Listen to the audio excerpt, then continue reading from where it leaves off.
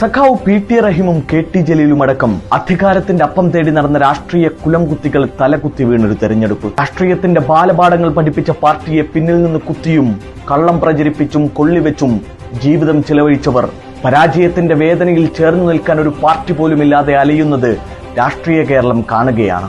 കൊടുവള്ളിയിലെ സംഘടനയിൽ വിഭാഗീയത പടർത്തി പാർട്ടി നൽകിയ സ്ഥാനമാനങ്ങളിൽ തടിച്ചു ചീർത്ത ശേഷം പാർട്ടി വിട്ടുപോയ രാഷ്ട്രീയ വഞ്ചനയുടെ പര്യായമെന്ന് പറയാവുന്ന പി.ടി. റഹീമിനെ അയാളുടെ കോട്ടയിൽ അട്ടിമറിച്ചത് എം.എ. റസാഖ് മാസ്റ്ററെങ്കിൽ അത് കാലത്തിന്റെ കാവ്യനീതിയാണ്.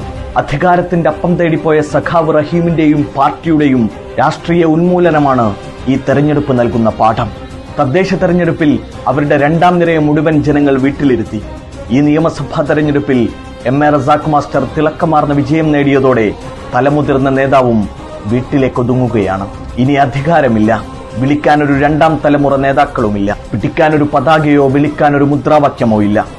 നിങ്ങളെ വിശ്വസിച്ച് കൂടെ കൂടിയവരുടെ രണ്ടാം തലമുറ ചേർന്നു നിൽക്കാനൊരു പാർട്ടി പോലുമില്ലാതെ രാഷ്ട്രീയ ശാപജന്മങ്ങളായി അലയുന്നുണ്ട്. കൊടുവള്ളി വളവ് അവിടെ തന്നെയുണ്ട്, നിങ്ങളുമുണ്ട്.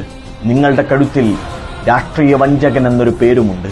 ഇനിയുള്ള പുലരികളിൽ നിങ്ങളെല്ലാവരും ഇല്ലാതാക്കാൻ നോക്കിയ ഞങ്ങളുടെ നേതാവില്ലേ എം.എ. റസാഖ് മാസ്റ്റർ, അയാൾ ഒരു MLA ബോർഡ് വെച്ച കാറിൽ കൊടുവള്ളി വളവിലൂടെ സഞ്ചരിക്കുന്നത് നിങ്ങൾക്ക് കണ്ണു നിറയെ നോക്കി നിൽക്കാം.